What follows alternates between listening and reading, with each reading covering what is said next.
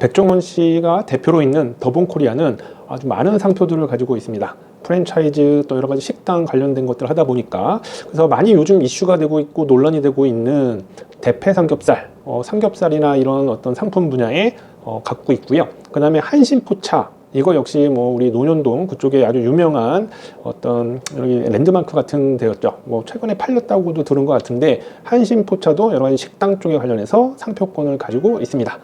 그런데 또 2025년에 또 이슈가 됐었던 게, 우리 예산시장과 관련해서 장터광장을 더본코리아에서 상표 출원을 했지만 아쉽게도라고 얘기를 해야 될까요? 예, 여러 가지 이슈가 되면서 거절 결정이 되었습니다.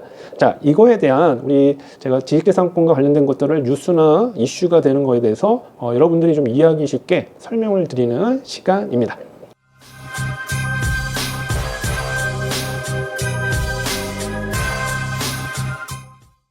안녕하세요. 저는 윤영건 변리사라고 하고요. 특허, 상표, 디자인, 저작권과 같은 지식재산권 전문가입니다.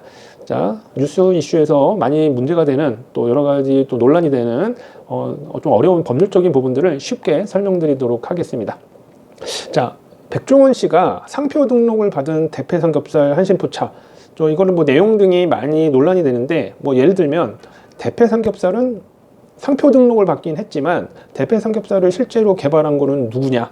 그래서 근데 이제 뉴스나 아니면은 여기 영상에서 보면 백종원 씨가 본인이 개발했다라는 그런 부분 때문에, 무슨 본인이 개발했느냐, 뭐 개발도 안 했으면서 예전부터 있던 거다, 뭐 이런 것 때문에 이슈가 많이 되죠. 그 다음에 이제 한신포차 같은 경우도, 이게 한신포차라는 게 잠원동 근처에, 저도 예전에 잠원동에 몇 년 살기도 했었긴 했는데 한신포차라는 게 있긴 있었다고 합니다. 저는 이제 정확히는 잘 모르겠는데, 그런 한신포차라는 이름을 가지고 또 아니면 그 지역이 있었는데, 그 한신포차를 상표 등록을 받았다는 거에 대해서, 또 왜 상표 등록을 받았느냐, 뭐 이런 식으로 해서 논란이 되고 있습니다. 자, 그런데 우리 상표법상으로 보면, 자, 대패 삼겹살, 그 다음에 한신포차, 이런 것들은 백종원 씨가 대표로 있는 더본코리아가 상표권을 갖고 있습니다. 그런데 문제가 되기는 좀 어렵습니다. 왜냐하면, 자, 뭐 대패 삼겹살을 누가 개발했느냐 안 했느냐, 또 그 다음에 그거를 뭐 기술적인 부분으로 얘기하는 건 아니니까. 근데 그런 사실적인 부분에 대해서, 그거에 대해서 뭔가 요구를 하거나 아니면 뭔가 질타를 하는 거는 있을 수 있습니다. 그러나 상표법상 우리가 등록을 받을 때 이 상표라는 거는, 이게 뭐 여러 가지 기호, 문자, 도형, 뭐 소리, 냄새, 이런 것들도 상표 등록이 가능하거든요, 우리나라에서는. 그런데 상표라는 거는 선택의 문제입니다. 그렇기 때문에 그걸 사용을 먼저 하거나 이런 걸 더 중요하게 보기 때문에 대패 삼겹살이라는 걸 개발했느냐 안 했느냐는 크게 문제되지는 않고요. 대패 삼겹살, 만약에 이게 어떤 상품의 성질을 나타내는 거나 형태를 나타냈다면 역시 거절을 시킬 수도 있겠지만, 대패를 활용해서, 대패를 이용해서 어떤 뭐 얇은 삼겹살을 만들어냈잖아요. 그래서 이게 뭐 직접적인 성질 또는 뭐 형태를 나타낸다고 보기는 어렵기 때문에 상표법상 그게 등록이 잘못됐다라고 말하기는 어렵습니다. 마찬가지로 한신포차 역시 어떤 지역에 알려진 이름이었다라고는 하지만 좀 불분명하고요. 물론 이제 만약에 어떤 지역의 이름이 알려져 있고 누구나 많이 쓰는 거라면 솔직히 상표 등록은 어렵습니다. 그런 것들을 이제 널리 알려진 지리적 명칭이라고 하는데, 예를 들면 아까 뭐 잠원동이라고 했으면 잠원동이 들어간 그 이름만으로는 상표 등록이 어렵습니다. 근데 이제 한신포차는 조금 애매하거든요. 한신포차라는 이름이 이거를 뭐 어떤 특정 지역에서 유명했었던 이름이라고 하지만 불분명하고, 또 상표 등록을 받은 사람은 더본코리아이기 때문에 그걸 문제 삼기는 어렵습니다. 이게 좀 경계가 좀 모호한 경우가 많이 있거든요. 이것과 비슷한 예가 뭐 작년인가 이슈가 있었던 것 같은데, 우리가 이제 영동으로 갈 때 고속도로 지나갈 때 초월 IC 아시죠? 초월 IC는 초월읍에 있습니다. 초월 IC를 거쳐서 영동 고속도로 말고 다른 또 우리 고속도로를 이용할 수가 있는데, 이 초월이라는 이름을 식당업에 상표 등록을 받은 사람이 있습니다. 그러고서는 이제 읍에는 분명히 초월 지역이기 때문에 그 지역에서 이미 식당을 하시거나 그런 분들이 있었을 겁니다. 그런데 그 상표 등록을 받은 사람이 경고장을 보내가지고 난리가 났었습니다. 그래서 지금 어떻게 되었는지는 잘 모르겠지만, 이 초월이라는 게 지역 이름이긴 합니다. 그런데 하필이면 초월이라는 게 이게 지역 이름이기도 하지만 무언가를 뛰어넘다, 벗어나서 무언가를 넘는다 해서 초월, 새로운 또 단어 뜻이 있단 말이에요. 그렇기 때문에 이거 상표 등록이 돼 있는 거를 무효화시키기는 어렵습니다. 그래서 한신포차도 좀 비슷한 거예요.